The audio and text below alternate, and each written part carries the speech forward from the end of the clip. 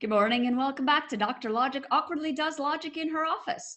In this video, I want to look at proving the soundness of our two transformation rules. So showing that they are truth preserving in the sense that if we start off with a true proposition, we apply one of the rules, the resulting proposition will also be true on the same interpretation.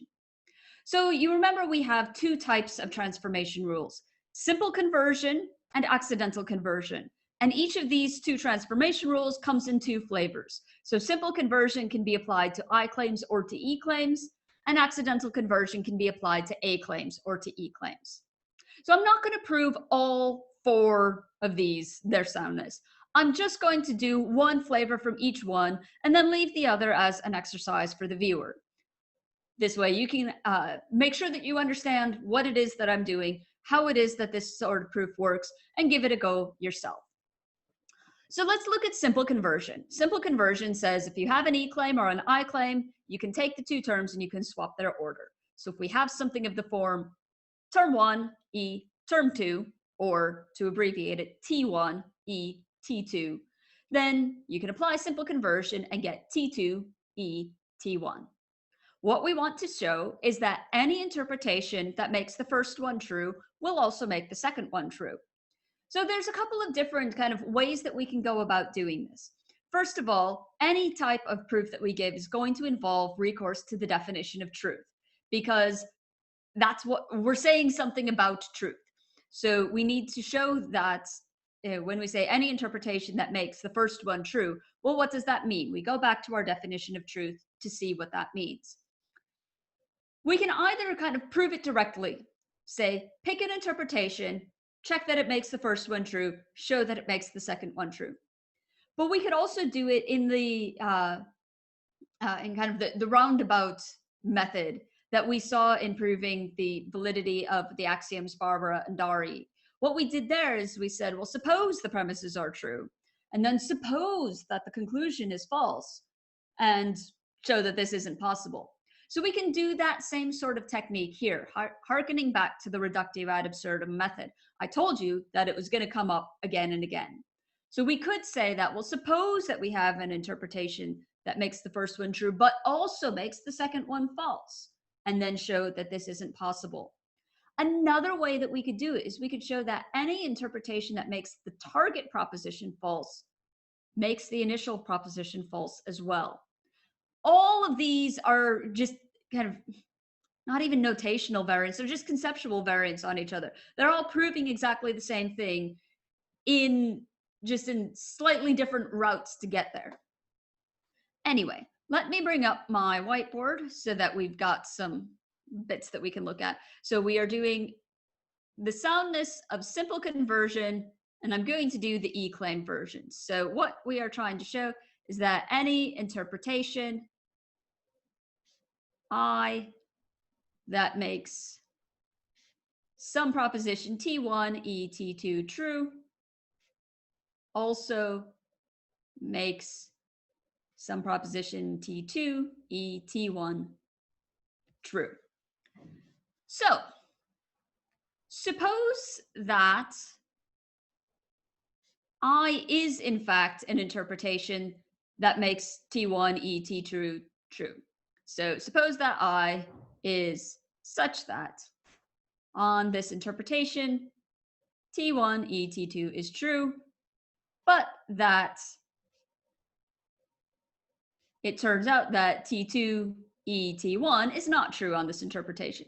Suppose that we have something like that. We're going to show that it's not possible, but just, pretend with me now.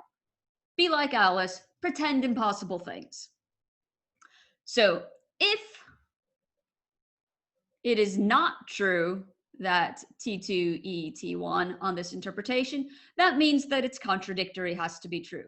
So T2, E, T1 not being true means it is false. If it is false, its contradictory has to be true. So we know then that T2, I, T1 is true because it's contradictory. Now, this shows us where to go next. we go back and look at the definition of truth for an I claim, and we know then that if we look at the interpretation of T2 and take the intersection of that with the interpretation of T1, this means that it's not empty. There is something that is at least there's at least one thing that is in both. So that is, there is something, call it X, X is easy, such that X is in the interpretation of T2 and X is in the interpretation of T1. So this is just rewriting the truth condition for the I claim. But if this is the case,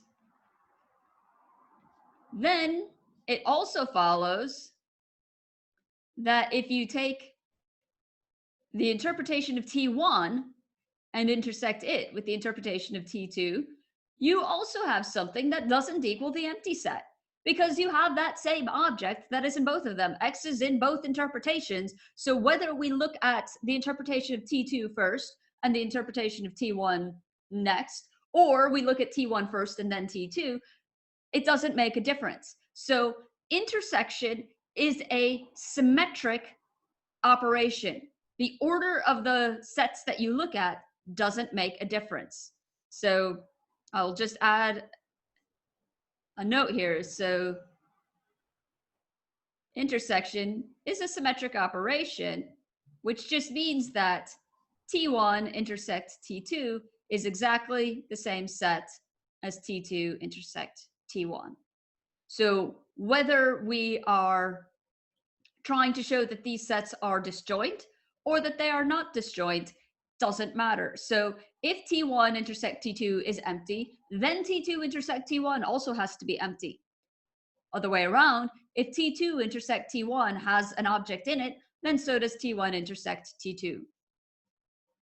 So what we know is there is no interpretation such that T1 e T2 is true, but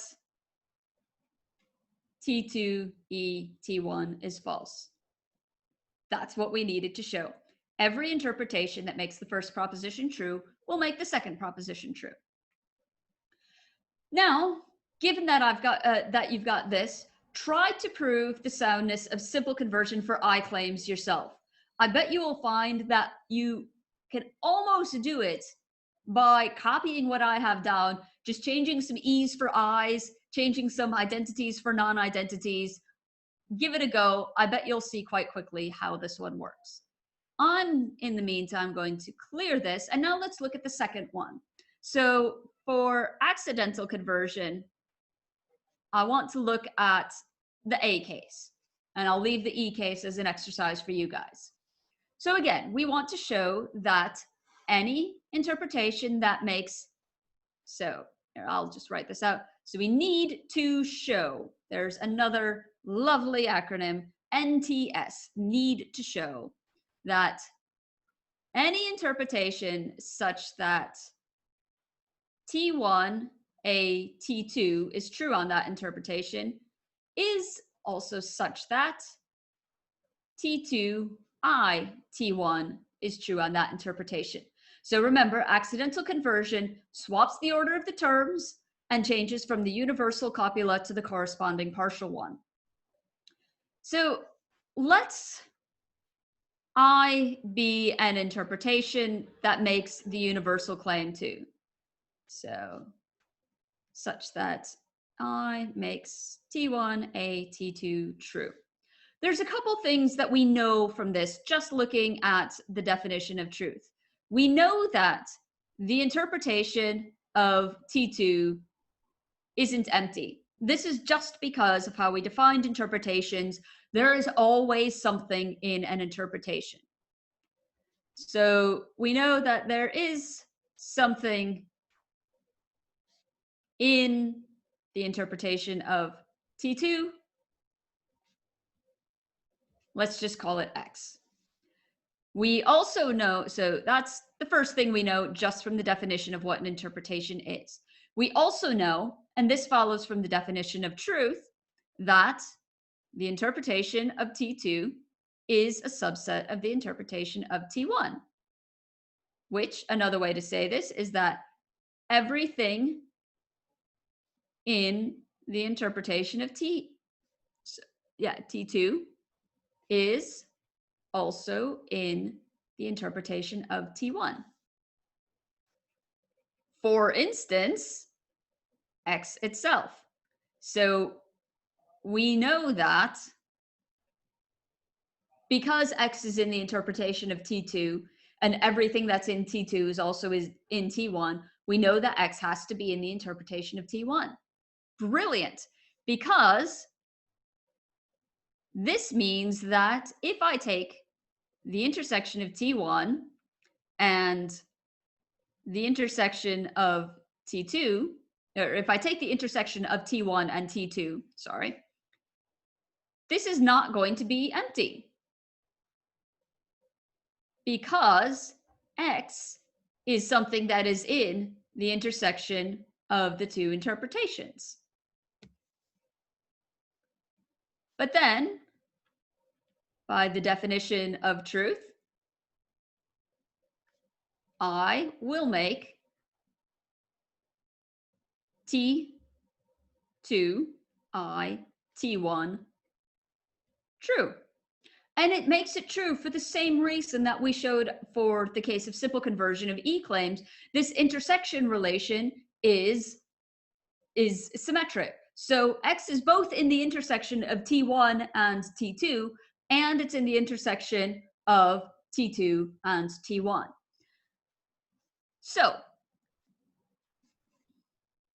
what we can say here is that this is the same thing as saying that X is in the intersection of T2 and T1. So what we have showed is that if we pick an arbitrary interpretation for some A claim that makes the A claim true, it will by necessity, by definition, make the corresponding accidentally converted I claim true as well. Now, you might be thinking that this almost seems too easy, that everything just works exactly how we want it to do. Given how we've defined things, of course this is going to be a good rule. Nevertheless, that's essentially the point. The point of doing these sorts of exercises is to show that we did our definitions correct. So we got our rules defined right, our definition of truth makes sense, and the two of them are intimately linked to each other.